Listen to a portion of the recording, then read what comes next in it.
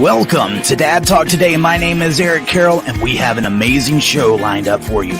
We are fighting for fathers all across the United States and all across the world where you can be glad to be dad. Stick around, guys. Dad Talk Today is about to begin.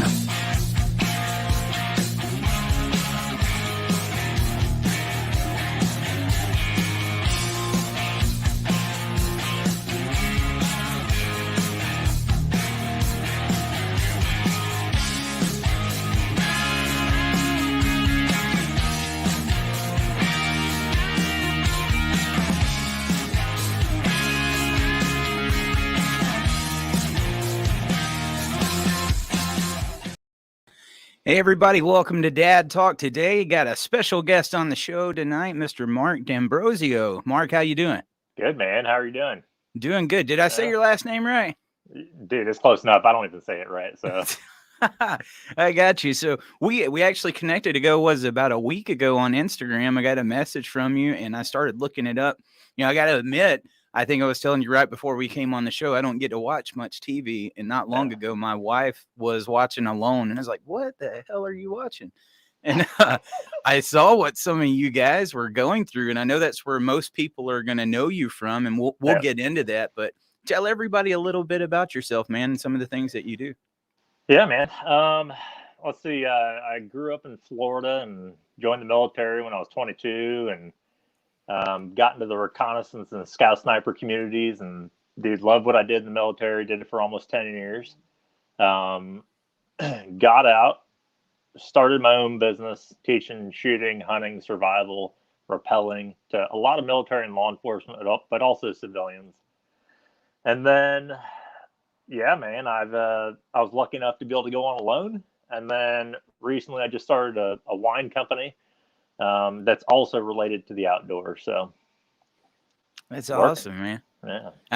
I know you're no stranger to family court. That's something else we're going to talk about. But I got to ask you about Alone. What possessed you to want to go out there in the wilderness and do what you was doing? I've got to ask.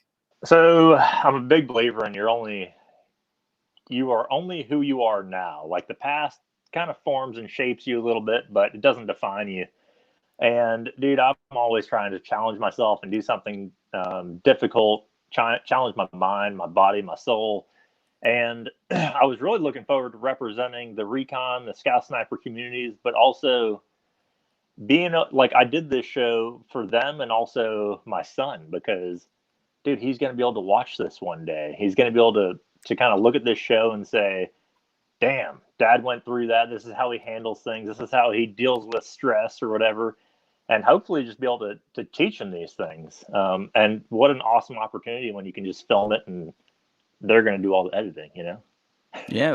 What was it like being out there all alone in the wilderness? I'm not going to lie. At first, I didn't know what it was going to be like. You know, you never know how long you'll last. You don't even know if you like yourself. After day 5, I was like, all right, I'm having fun. This is a good time. Day 10, I was like crushing it. I was like, this is awesome. Day 20, day 30. It was an amazing experience. It was a lot of fun. The entire time I was catching food and staying warm. And it was an incredible experience until I started not being able to breathe too well and started having some complications. I ended up having to quit.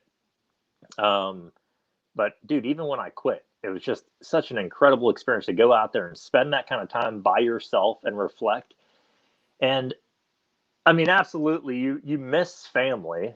This is going to sound messed up, but like Maslow's hierarchy of needs, right? Like you want fire, water, shelter, food. And then once you have those things, you can start thinking about relationships and family and stuff. But I got to the point where I was like, all right, you know, you miss those relationships, you miss your kids, you miss everything, coffee, toilet paper, you know, everything. So I can imagine. What year was it when you was doing that? Was that 2020? No, the end of 2019. Oh, okay, so we still had toilet paper then. That's why I was asking. It was right before COVID hit. Yep. I got you. How cold was it out there where you was at? I was only at, I don't even know, because there's no way for us to tell the temperature, but it did drop for the others that stayed, the Callies, the Kais, the Rolands, and even Amos, it dropped to like -50. Oh, it's unreal. It's an extremely, extremely cold part of the planet, but that's part of it. That's the reason I put you there. How in the world? So I'm a Georgia boy, and we're lucky if we get snow like 1 or 2 inches every 5-6 years. And earlier this year, I had to go up to Idaho, where John Mass was murdered when we was filming the documentary, and it got down to -33. And I couldn't stay outside more than a couple of minutes. How in the world did you do that for 40 plus days? Well, I didn't have to do that. It wasn't that cold when I was out there, like I said, but they did it for many, many days. Yeah, it's just you can do it. It's not easy by any means, but -20, -30, get a good fire, put on a bunch of clothes, and jump in your sleeping bag, stay warm. What were some of the emotions going through your head that you didn't have when you first got there, as it progresses along, some of the ones that started messing with you? I know you was talking about your family and some of the Yeah, necessities. I didn't really have too many emotions while I was out there.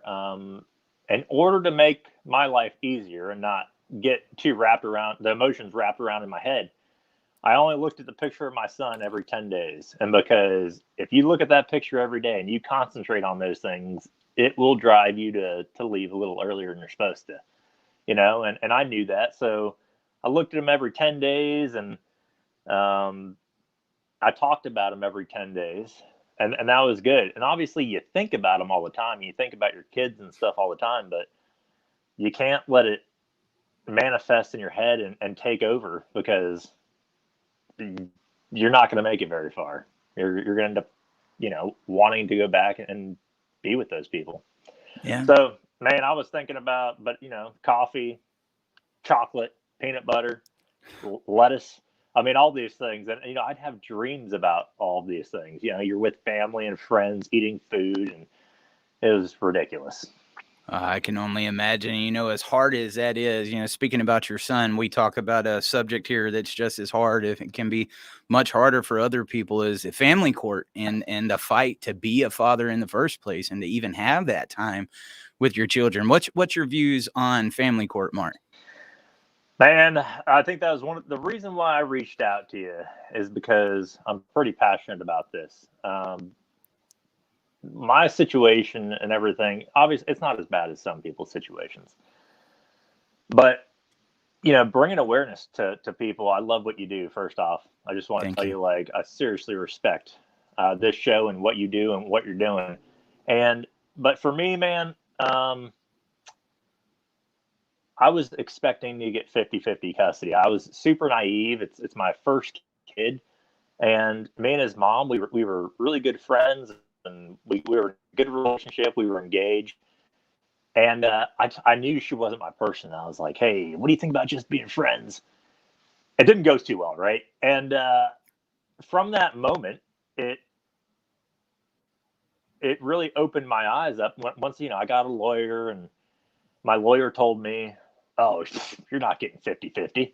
And I was like, what do you mean? Like, why not? I've been spending the same amount with my child as the mom has. And, I mean, okay, like 60-40? Oh, no. 30-70? No. I don't have any faith in the court systems, man. Like, not right now, at least. My lawyers, what I've been through and everything, have told me every other weekend, that's what you'll get. And dude, we're not talking about a guy that has a job 9 to 5, that misses child support or misses his weekends, or is even 5 minutes late. You're talking about a guy that pays extra. Whatever the heck my kid needs, I'll give him. Right. I have my own businesses, so I can work whenever I want. And I'm willing to be here 50-50, but that's just not the way it goes, and the fact that I had to accept that is horseshit. The fact that me as a dad, that I had to accept And, it's been 3 years now, 2 years now that I've been doing this schedule of every other weekend. And I just, she's a great mom. Don't get me wrong. She is an amazing mom. But dude, I'm an amazing dad. Yeah. You know what I'm saying? And it's like, I got you. so the way that the courts work with how much time a dad gets and how much time the mom gets makes zero sense to me, and I definitely don't agree with it. What does that say about these attorneys or the courts that when you start to go through this, you say, look, I might not want to be with you, but I still want to be your friend. Well, we made a child. Let's come together and parent a child. You go to your attorney. Hey, I'd like to get 50-50. Let's split it down the line. Do what's in the best interest of the child. And you're basically laughed at in your face. Dude, completely laughed at. Like, they won't even try. I literally, the first lawyer that I had, it was a place that was for all men, right? It's for men that are getting divorced or got divorced. And even though I wasn't getting divorced, I was going through this custody battle. And she straight up told me, she's like, no, we're not going to fight for that because you will not get it. No judge will give you what you're asking. And I was like, okay, well, how about we fight for 50-50 and whatever we get, like, that's what we get, but I'd like to get as much as possible. And didn't even try to, like, I mean, she's my lawyer. I ended up firing her. Like, I ended up saying, I can't have you representing me. Like, this is ridiculous. Why am I paying you money? Good money. You're supposed to be fighting for me. And if she had a reason, I would totally understand if I had, like, done something wrong, or if I was into drugs, or anything that was affecting my son's life in a negative way. I would totally get it. But that's just not the case. So, and man, the next one that I called up recently, apparently there's like a 0-3 rule in Oregon, California, and Washington. So my son was young when this happened, but now that he turned 3, it's time to go back and try and get more custody. But you wish that you see some moms that they understand and they get it, and some mothers give the dad just as much custody, and then some don't. And it's a mindset that's really irritating to be in the shoes, on the other side, Yeah. watching life unfold and missing out with the time of your kid growing up. I mean, I've missed so much. So, well, the fact when you have to go to family court in the first place just to set a custody schedule between the two of you, that's already like the first red flag right there. Mom and dad should be able to come and sit down and say, okay, look, let's put all this to the side. Let's come to an agreement. 50-50. I'm guessing you live close by. so yes, I do. I live in Washington, and anybody that knows me or kind of watched the show or can kind of hear my accent a little bit, not as heavy as yours, but I'm from the South, man. Like, I'm from the South, and living near Portland, Oregon is not something I would ever do in a million years. The only reason why I live here is for my son. That's it.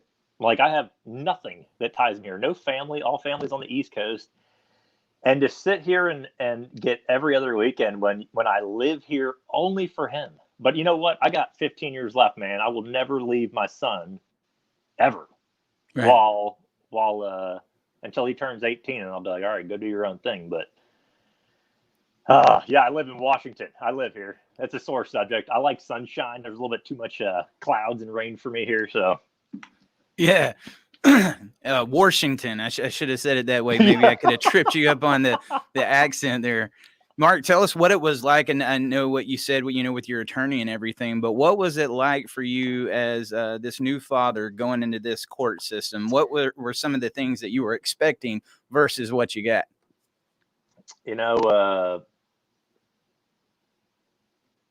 Fairness. I was expecting fairness, and I was really naive to think that was going to happen. I was expecting them to honestly look after the best interest of the kid.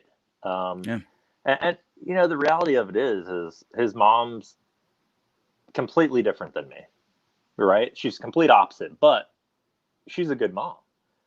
And the fact that they don't look at it, they just look at it like it's a female and there's a male. Yep. That's it. And man, for my, yeah. Yeah, I got you, man. I was told a lot of times we get flack for talking so much about dads and like that and saying that moms go through the same exact things. I'm not saying a mom can't get screwed over in family court, because I've seen some that have just been taken to the cleaners. It does happen. But for the majority of us, a lot of times, the only reason we're sitting in this chair right now with what we've got is because we are men. And to walk into that courtroom knowing that you've already got these odds stacked against you, that's an intimidating feeling. And I think it's what makes a lot of these guys give up. It's all this money. Well, I keep going. Go ahead, Sorry. man. No, you're good. Oh, yeah, like it's got to make a lot of guys give. I have no idea what it would be like to have done something wrong, a minor thing, to have been arrested before for something, getting in a bar fight, but had to have that brought up in court. Like, my rap sheet is clean, perfect. Like, there's nothing, right. And I'm like, and for me to get treated the way I've been treated, I couldn't even imagine making one small mistake, accidentally forgetting to pick up your kid or something like that. I don't know. But like, dude, yeah, you get, it's unreal. Guys, yeah, it is eye-opening. It's eye-opening, to say the least. It is, man. I'm there with you. Daniel Marchi said they look at it as there's more money to be made off a mom having primary custody. We've seen that there's these incentives. I don't know how much you're familiar you are with this, Mark, but there's these incentives that go from the federal government to the state based off of how much is paid in child support. Therefore, financially, it's in their best interest to make sure whoever's got the most money gets the least amount of time. And so we're starting to see that where it goes back towards moms as well. I think Kelly Clarkson, I don't know if you're familiar with her. I've told this many times here recently. And she just got a child support order where she is court ordered to pay $225,000 a month. Do what? At what point is this child support? I mean, that's more money than most of us make in a year. But we see these extreme examples of this, and it's so clear where the interest for them lays. As we was talking a little bit before we came on the show, I go and talk to the legislators about this. Half of our legislators are attorneys. People think we need to be out there educating them, which I think we do. At the same time, a lot of them know about it. That's the reason they got in there, and they're protecting their interests. It's not about ours. 50-50 should be common sense. All we're talking about here is giving equal parenting time to these two parents to raise up their children. I don't understand it. It is what is best for the kid. That's it. That's all it should boil down to. And that's all that really matters.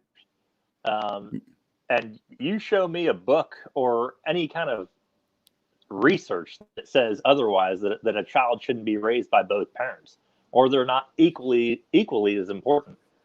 There's not. There isn't. And they always, so we've been to a couple of the hearings where there were states that was trying to get it in, and the bar step in, and some of these legislators that are attorneys where it's in their best interest to keep it the way it is. They always bring up the same thing. Well, what if mom and dad doesn't live close to each other? Well, we know that's going to be the minority of cases. That case might need to go to family court, and let's find out a resolution. For 90%, if not more than that, of these cases where mom and dad are living close by, it shouldn't even be a question. Yeah. But you're always going to have these little exceptions. And just the way they talk about fathers in these meetings, man. I mean, we're looked at as deadbeats that do not want to pay child support. And when you got a system that when you go in there, you say, hey, judge, I want 50-50. I want to be in my child's life. And you basically get laughed at.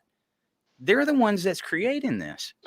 It's funny because I told his mom, I was like, hey, I'll pay you twice the amount of child support you get if you give me 50-50.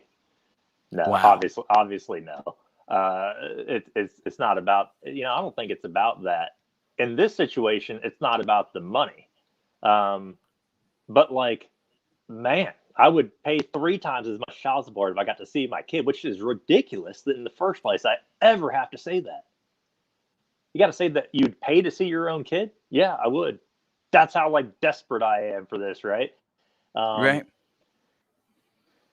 uh, but it'll be too late by the time that we figure our stuff out as a society and the court systems and stuff like that. I will have already missed so much time with my son that it's not even funny. Um, Right. so hopefully conversations like this will at least save the people in the future, save those dads in the future, and give them a fair fighting chance. Man, I can't, thank you enough for reaching out about wanting to come on, because I mean, just you being on TV and then coming on here and talking about this, we need people that can help educate the outside. Most people don't care about these issues unless they've been through it. So I'd say most of the people that's here in our audience are people that's going through it. So it takes somebody might tune in to see the guy that was on season 7 of Alone. And then we educated all these people that had no idea about it. And why are we doing that, Mark? You got a 3-year-old son. I mean, how does this make you feel knowing what you went through in this system, and that could possibly be something that he might face in the future? Yeah, exactly. Like, I wouldn't wish this upon my worst enemy. When you start talking about family and you start talking about your kids, there's nothing more in this world that nothing else matters. Nothing. Zero. There's no job that matters more. There's no woman that matters more. It's your kids. And so many dads out there know this and realize this and do not get treated like that. They get treated like they're an option. They get treated like they're a babysitter for the weekend. Yeah. And I mean, it's unreal. So yeah, for my kid to ever think of Max, my son, having to grow up and hey, the relationship just not working out for whatever reason. Because relationships sometimes they just don't work. Sometimes two people are not meant to be together. There's nothing wrong with that sometimes. Right. And for to think that he would not be able to get the time with his kid, that's sad, man. And I do not want that to happen. Yeah. We got a question for you from Scott Price. If you got some questions, line them up down here. I have no idea who he's talking about. I'll tell you. He said, Mark, can you get Alan Kay to come on Dad Talk? Mark, can I get Alan Kay? Oh, possibly. I could reach out to him. Yeah, I could ask. Was he from Alone too? Yeah. Oh, okay. I got you. Yeah, man. So, we got to continue to raise awareness about this. And, with what you're doing, I'm curious. A lot of times, any little thing that a father does, you talk about the discrimination, any little thing will be used against you to try to paint you in some negative light as to why you don't need any more custody. You're on a loan, you go off for 40 days, you're teaching survival, you're going off and doing that. Has that ever been used against you? So it technically was used against me in the very beginning. And here's the reason why. I got chosen to go do Alone in like May of 2019. And our court date was set for during the time I was supposed to be out there on Alone. So his mom knew that she could get away with whatever the hell she wanted if I actually wanted to do this once in a lifetime opportunity to be able to do, which is an amazing career move, right? And it's a challenge that I wanted to do. So whereas every dad normally gets every other weekend, if they're a halfway decent dad, you'll get every other weekend. I don't even get that, man. I get Fridays from 10 a.m. till Saturday at 2 p.m. and then Sundays 10 to 4. So when you ask me, like, has it been used against me? That was the first time that it was like, hey, it was used against me. When I came back, I was dying of congestive heart failure, long story. And I got back. My mom was taking care of me as like a 34-year-old man. And she told me, she was like, hey, you don't want to know what your ex has done. And I was like, what do you mean? just the entire time that I was gone doing this show, she was using that against me, saying that I'm a bad dad for going out there and doing that and left my child. And I'm like, holy Jesus, are you kidding me? Like, and the way that she would word it is that she's dad now, and and I'm like, no, no, no, no, no, no. Like, um, to think that when you got a pretty clean rap sheet, and when somebody doesn't like you for whatever reason, right? Right. To think that they can go ahead and use something like that, it's scary, man, and it sucks. So in my line of work, I left for that was 40. Let's just say 2 months. I left for 2 months, and to think that the judges could look at that and be like, "Oh, he's a bad dad." Do what? Like, this is, It's an opportunity of a lifetime. There's guys that deploy. I was in the military for a while, and going to do something. And this is a show, I get it, but the whole reason for doing this show was for my son and the recon and scout sniper communities. And it's like, man, it's a lifetime or opportunity of a lifetime. And so I had to look at it and go, you know what? I'm always going to be dealing with this stuff. I can't pass up every single opportunity, because regardless, things will always be used against you. Oh yeah. So, but I was going to say, talking about family court in general, and how bad that was for you going through this. Let's talk about our vets for a second. They get hit harder than anybody. Here they are going fighting wars overseas, leading our country on the battlefield. Come back home, wife done took off, went off with somebody else, getting a divorce. They go into family court. First thing that's thrown at them, and it's almost every single time we're going to hear PTSD. PTSD. Like, just because you were in the military, you've got anger issues. Just because you were in the military, you're just this all messed up in the head individual. Every single time. And, it's funny because, man, I've never raised a hand at a woman. I don't even yell. When I get pissed off, I honestly do the opposite. I turn into this like sarcastic kind of dickhead. And I'm like, well, actually, tell me what you think about this, So yeah. I don't even yell. And I'm very calm and collected when I come to arguing and stuff like that. But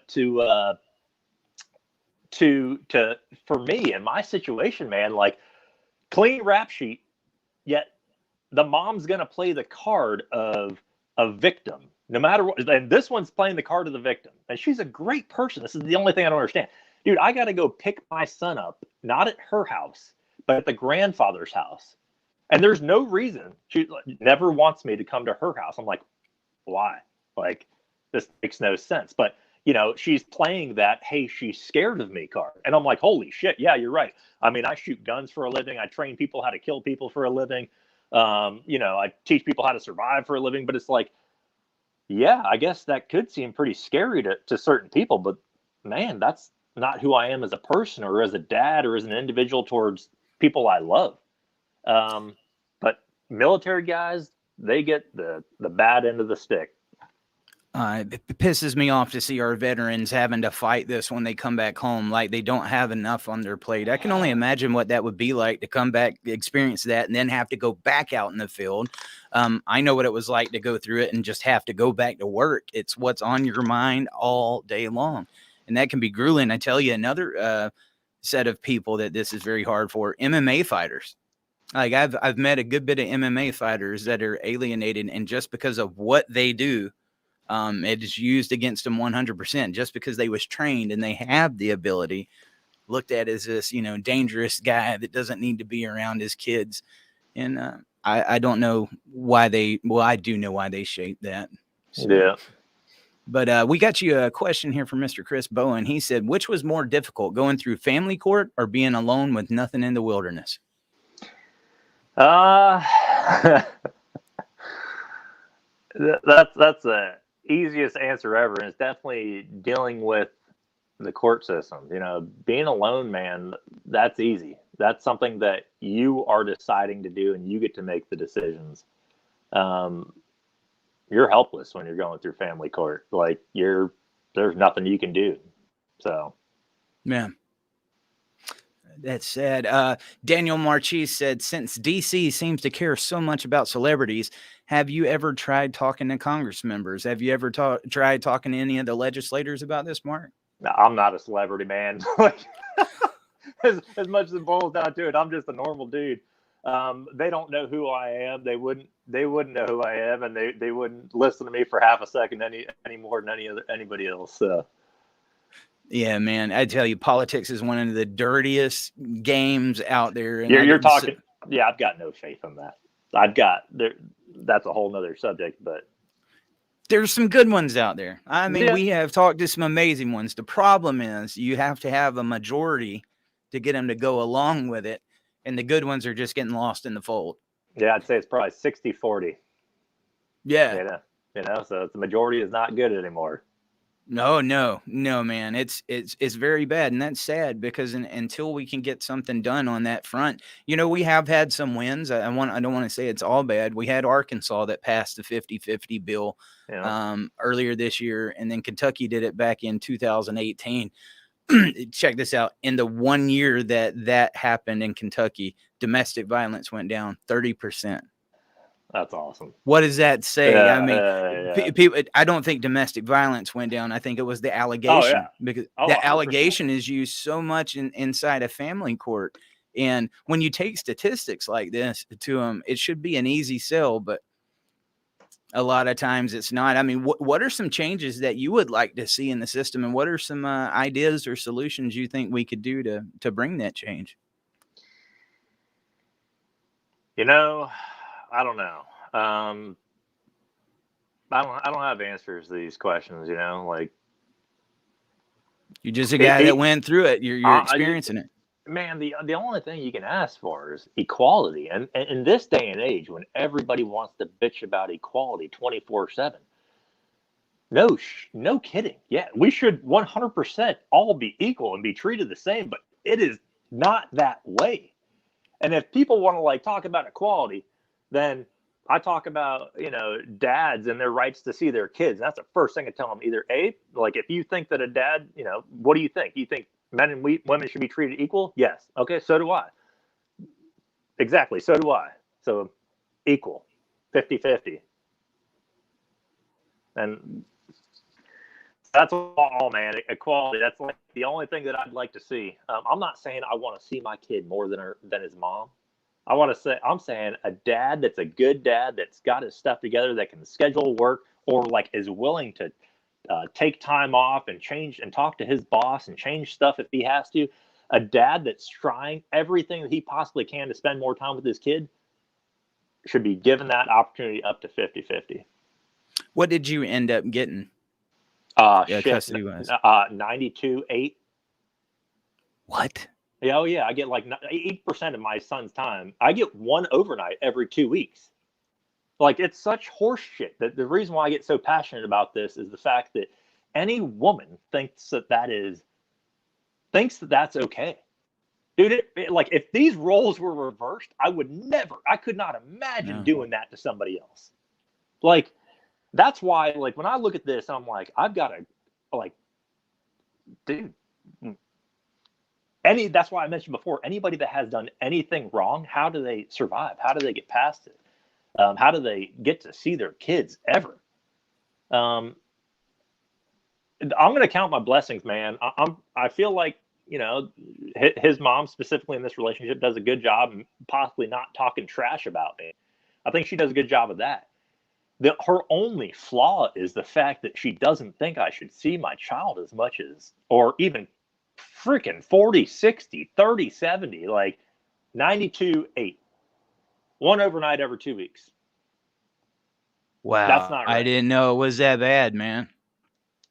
Yeah. That is not acceptable.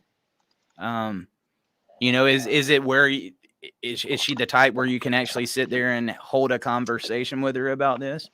No, I mean, she, I go to pick them up and drop them off, and she's usually there if the grandparents aren't there. But you're talking a situation where the grandparents see the kid more than the dad does. And that's messed up. In 3 years, I've never once been asked to watch my son. You're going to tell me you've never had work come up, or you've never gotten busy, or never felt sick, or, you know, it's a case where the woman feels like the guy's done her wrong, and dude, I'm not going to sit here and act like I'm an angel. Like in a relationship with this woman, like maybe it wasn't perfect. I wasn't perfect. None of us are. We were not perfect together, but I'll tell you what, we're both two damn good parents. And to get, 8% of the time with my kid, going to do the things like going on alone, people, that's a sacrifice. That is a hard decision to make. And if I was to ever get asked to go back out there again, I'd have to think about it long and hard, because, like you said, getting used against you. How does that make you feel as a father? How do you feel you are valued when it comes to that?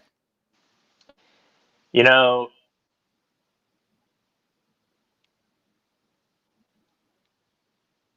I know my value to my son. I see it in his eyes when I'm hanging out with him, when I'm spending time with him, when he's mimicking me or doing the things that I like to do. And when I go to pick him up and he's got a smile on his face and he's super excited, I know that I'm valued by him, and that's all I care. I could care less what his mom thinks of me. I hope that, one day that she'll change her mind and freaking become friends and work together, right? If a woman and a man that have a child together can't work together, like, it's just going to be a long, difficult road for the kid growing up. And man, you've got to get along. Just whatever the hell happened in your past, get over it for the kid's sake. But yeah, man, I've been canceled out of my son's life ever since we went our separate ways. And I just keep pushing and trying and keeping a positive attitude, man. Like every birthday, I'm like, hey, do you want to try and plan something together for Max? No. Every holiday, hey, what can we do? Can I help you out here or there? No. One day she'll have a change of heart. One day, this is what I'll say to all the guys out there going through something similar. If you've got a young child like I do, and you're going through this, like, it's not going to be like this forever. And you know what? Just always be there for your kid, and always fight for your kid, and always never talk bad about the mom in front of your kid, and don't ever include your kids into that. And you'll come out on top, and you'll come out strong. It really hurts my heart for you, though, man. I know your lawyer basically laughed at you when you asked for 50-50, but what did you end up asking for when y'all went to court? What was the arrangement you was requesting? So, like I said, I couldn't end up going to court because my court date was set for right when a loan was airing. Oh, okay, yeah. So I had to settle outside of court. And then, so there's a 0-3 rule in Portland, Oregon, and Washington. And so Max just turned 3. So it's now time for me to. Now it's time to go back. Yeah. Time to go back. And, like you said, like the fact that you don't want to go to court. Like, I want to go to mediation. You'd much rather go to mediation, talk about it, work it out, come up with a better plan, avoid the court system, avoid the fees, avoid the lawyers, avoid the bullshit. But until I get 50-50, I'm going to be fighting for it. And, like, I'm going to shoot for 50-50. And my next lawyer, they know this, that, we've been in contact, and they know this. And we know that it's probably not going to happen because he's already been molded to be with mom 24/7. Right. And that's what's so messed up, is the fact that they think that, oh, well, since he's young, you should go with just one parent full time. And that's going to be the mother, as long as she's a halfway decent mother. Yeah, man. And now they're like, oh, well, he's already spent majority of the time with the mother. Well, no kidding. You made that decision. It's what they do, man. I mean, and we see the fatherless statistics that's going on right now with all sorts of different things. There are so many things that these children learn from their father, and that time is critical. I hate to hear that you're going through that, man, but it seems like you've got a positive attitude about it, and going to go try to get some answers. I'd make sure you got an attorney that's going to fight a little bit better than The first one that told you wasn't going to get what you was going to get. Man, I don't even need an attorney at this point to get any more time. It's like, well, I say that. That's not true. But yeah, like, man. Yeah. I got you, man. I got you. So tell us a little bit about what else you got planned up. I know you got some other plans coming that you can't talk about, but your survival stuff, what exactly is that you do for a living again? Yeah, man. So I teach, I pretty much teach people how to go in the mountains and sustain life comfortably for as long as they can. So a lot of the stuff that I do with my sniper background, I incorporate that into my courses. So I'll take people out for what's called a high angle woodsman course, where I teach them how to shoot long range, precision fires. And then, hey, that's part of the course. The other part of the course is, how do you pack your ruck? What do you have in your pack? What do you bring in with you when you go out? How do you clean and process small game, large game, survival stuff, friction fire, staying warm, purifying water, and teaching people how to be comfortable out in the mountains, out in the outdoors, because the more that they know, the more they'll go outside. I do that. Sometimes I'll train a lot of hunters in Colorado. I work at a fancy ranch called Branded Rock Canyon. Super lucky to work there. And I teach all their shooting programs through my business. And, just same thing, teaching hunters how to hunt. And it is extremely nice being able to set your own schedule and, be your own boss. And my boss does make me work a lot, but, I can tell him to get pissed off. So that's good. Sleep in what I want. But, so I do that and started my winery, in an attempts to be able to be home more for my son. And, when he does start getting older and has baseball games or soccer games or whatever, I can make it to every one of them. So. Yeah, man. Where can everybody, if they wanted to reach out and get some of those services or wanted to keep up with what you're doing, where could they find you? Yeah, they can find me on my website at intsurvival.com or, Instagram, shoot, hunt, survive.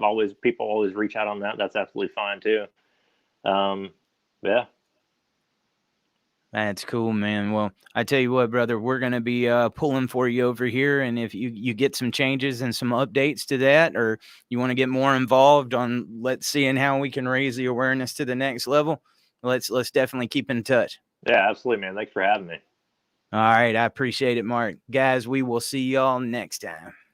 Hey everybody, Eric Carroll here. Thank you for tuning in to another exciting episode of Dad Talk Today. While we fight for you, we would ask for you to please help fight for us. Like, subscribe to our channel, and ring that bell so you get notifications every time we go live. There's also Super Chats, patreon.com/Dad Talk Today, and other ways you can support our channel. Thank you for being here, and we will see you next time.